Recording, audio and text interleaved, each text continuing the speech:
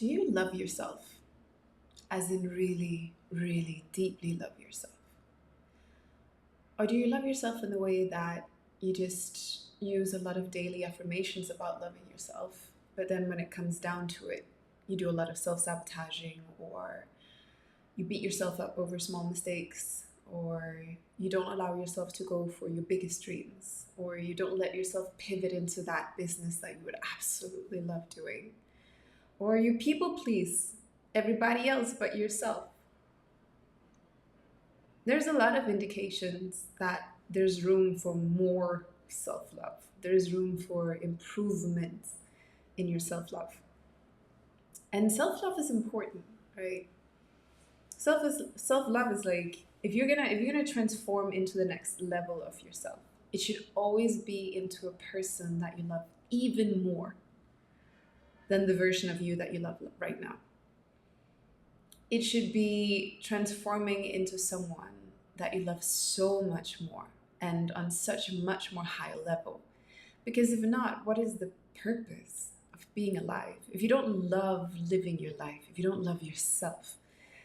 And of course, the more you love yourself, the more you can love others without being bound by people pleasing or not respecting yourself to an extent that you're allowing people to step over your boundaries, or you allow people or circumstances into your life that is below the standards that you know you actually really want.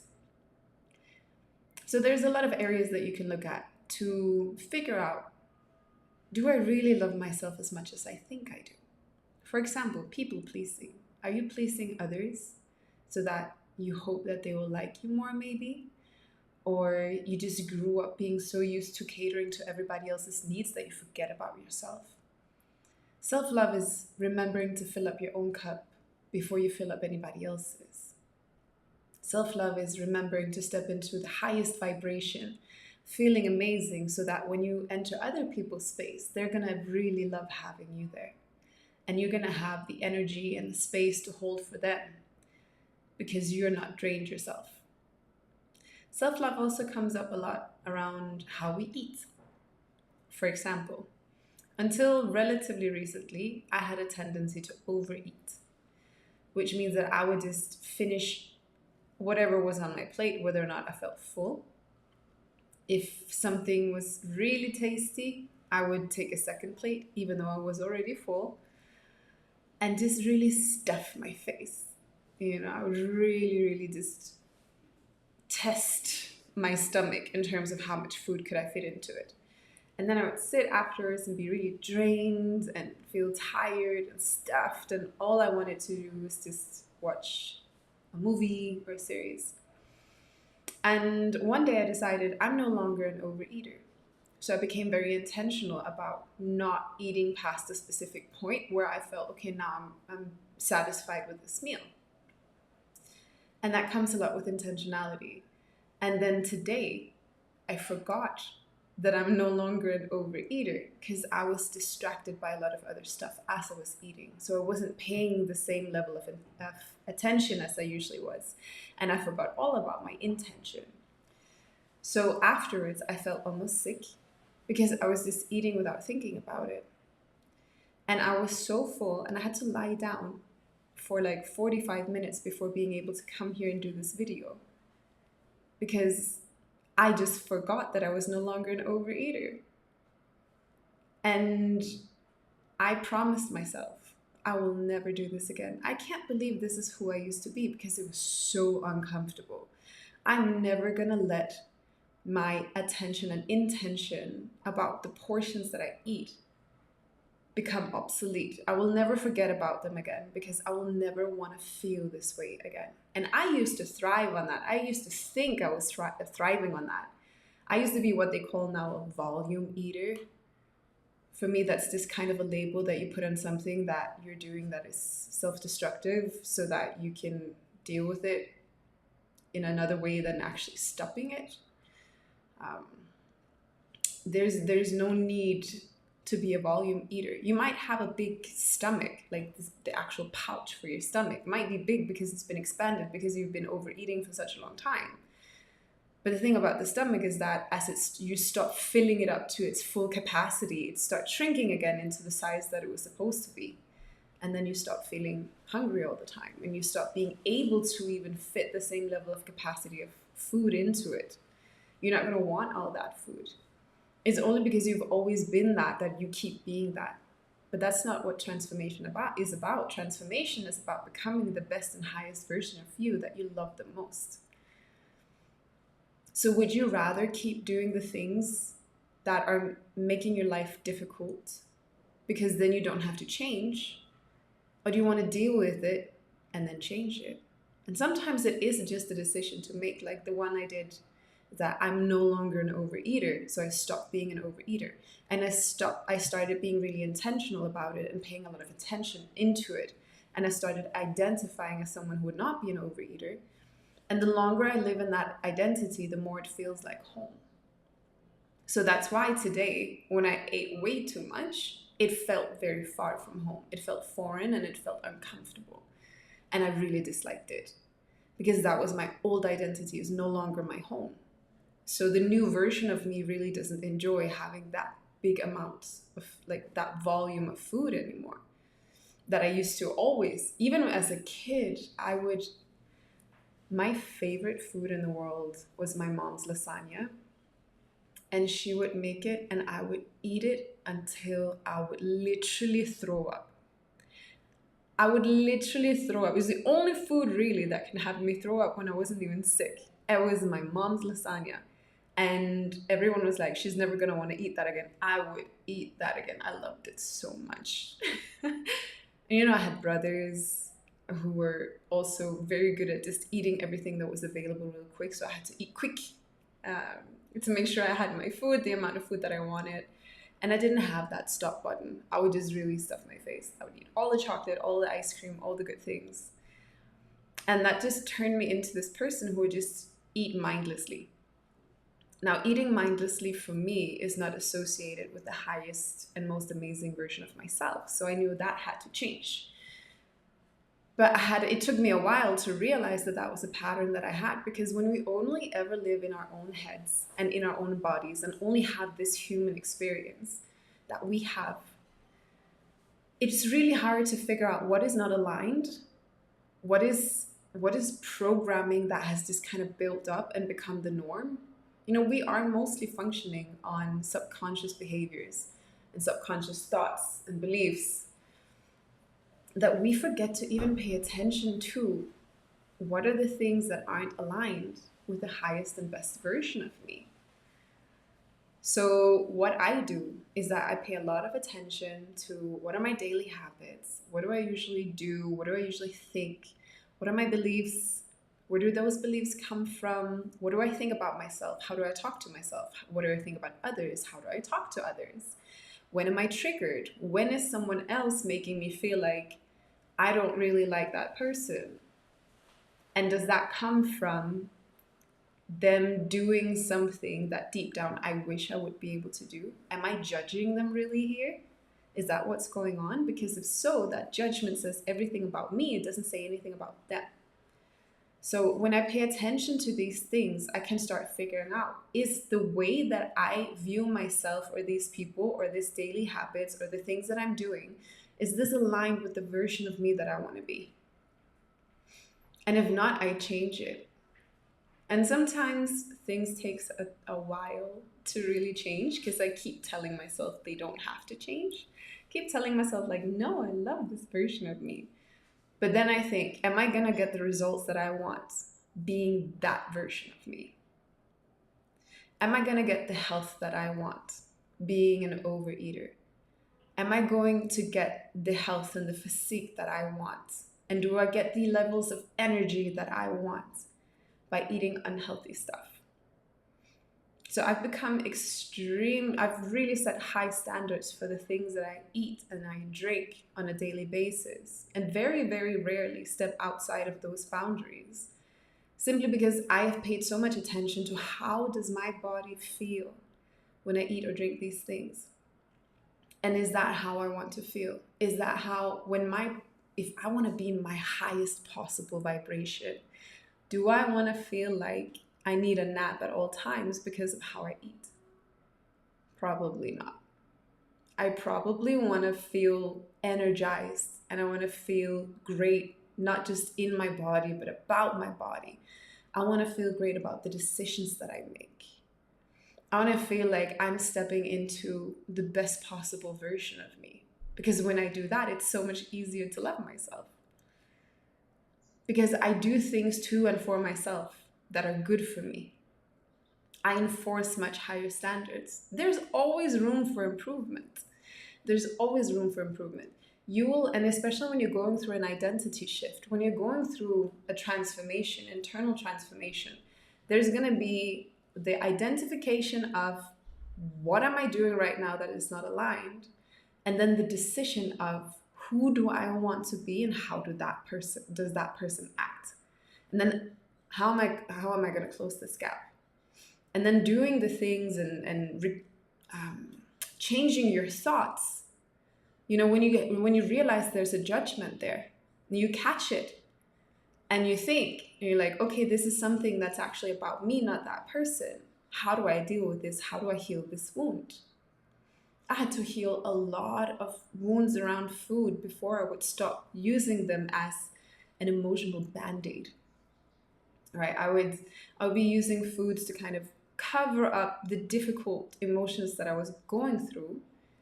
And then I would just eat all of these things. And when you're feeling really tired and really stuffed, it's harder to really feel the things that were bothering you before, because you get numbed out. Especially if you're like watching a mindless TV series, meanwhile, you get numbed out completely. And that's a coping mechanism. That's not intentional. It's not you paying attention to anything. It's quite the opposite. So how do you change these things? It's by being aware, creating the awareness, and then making the decision to change. And then once you have that awareness, you start implementing those changes. And as you implement them, you slowly start turning into that person, and that person becomes your new default. Now, there's going to be some bouncing back and forth once in a while. You're going to slip once in a while, and that's fine. And as I said, the more you are in your new identity, the more it feels like home. And then when you slip, it feels very foreign. It feels very wrong. And when you reach the point where you slip back into an old identity and it feels really wrong, that's when you know you're done with that identity. I'm so done overeating. I don't understand how I ever enjoyed it, because it completely took me out of my calendar for like an hour where I just had to lay down. And I stayed close to the toilet because I was like, what if I'm gonna have, like, what if my body just ends up throwing up? So once you start really focusing on how do I become the person that I love the most? And how do I start treating myself as the person that I love the most? How do I treat people that I love so deeply and so dearly? How do I talk to them? How do I talk about them? How do I treat them? And then start doing that to yourself. Even if that means buying yourself flowers, getting yourself massage treatments, buying those things that you've been looking at for so long, but you keep focusing your finances on other things that benefit other people instead of yourself. Start saying no, right? Start saying no to a lot of things. All the things where you feel like, that's not really my vibe. You just say no to them. You really don't have to do anything for anyone. And if it's someone that you really love and you want to do something for them, do it with the intention of knowing, I'm going to do this because I feel like doing something for someone that I love. Not because you feel guilty about it, not because you feel like you have to do it, not because someone else is going to make comments if you don't show up or if you don't do that thing. Now, for my highest version of myself, I will definitely have my friends back. But I will also have a much smaller circle of friends than what I used to have. Because my standards for friendship is much higher than it used to be. Before, I just had to have people to have fun with. Now I only want people in my life if I can have really deep conversations with them. if they can nourish me and my soul and my spirit, if they can help me push myself into my next level self, if they can help call me out, if they're honest about where am I misstepping, where am I not aligned. Whenever I say that I want to do something and achieve something, but then my actions don't follow, I want the friends who can point that out. I want honest friends who aren't afraid to hurt my feelings because they want to see me win. Those are the friends I like. I don't want friends who are talking about other people in a negative way. I only want friends who, when they're talking about other people, it's because they see them as an inspiration and they say, that's what I want. Look at what this person is doing. How incredible is that? Those are the people I need in my life. Because that's the energy that I want to be around. So when you really love yourself and you set really high standards, it also means being able to say no to things that aren't serving your highest standard and your highest level of love for yourself and for others. Because love is one of the absolute highest vibrations that you can experience. So if you love yourself, you're just in a high vibration all the time, compared to if you are hating on yourself, if you are constantly beating yourself up, if you're constantly criticizing yourself. So in the TEDx I delivered relatively recently, I talked about how I used to have a really loud voice always criticizing me in my head, right? I'll constantly be criticizing me. And what I did is that I named that voice and I gave that voice kind of a person, a personality. And then I knew that whenever that voice started talking, it didn't have anything to do with me. And then I could tell that voice to go somewhere else because they had no place being where they were right now in my head. So that voice very rarely shows up anymore. I call her Auntie Felicia. She obviously has to be an auntie because there's a tendency for aunties to be critical. So when Auntie Felicia shows up, it becomes really clear because all of a sudden I'm giving myself a lot of criticism that doesn't belong. Now, you can still be really honest with yourself. If you didn't put your best foot forward, if you haven't been doing the things that are aligned with your next level and you know that you got to step up, if you've been going for a goal but you've been dragging it or you haven't been doing what it is that you need to do to achieve that goal, you can still be honest with yourself, right? You can still call yourself out. That's very needed. That's what love is. But it's not just a critical like, oh, you're not good enough or you always fail, you never do the things that you're supposed to be doing. That's not a cool voice. That's not a voice that I vibe with. So that voice doesn't belong in my head. Now, are there still other things that I do and think and believe that is not aligned with my highest self? Absolutely. But they become more harder and harder to find. So what I do now is that I tap into the feeling. So when I do this thing, how do I feel? When I have these thoughts, how do I feel? When I tap into this belief system, what does that feel like? Does it feel, sometimes it's not even that it feels bad, it's just that it feels a little bit inauthentic. It doesn't feel right. It feels like it would be really right for someone else, just not me. And that's not meant as a bad thing. We're all different people, and that's a really good thing. We should all be different so that we can complement each other, and so we don't have to do everything ourselves. That we can always find other people who love doing the things that have really good skills that we need, but we don't want to have them internally. So we can link up with each other and we can build great things together. It's really good that we're not great at everything. But the things that are aligned with your genius and with your purpose, you need to do those things. You need to do them over and over and over again until you've reached the level of your next level self, the version of you that you love even more.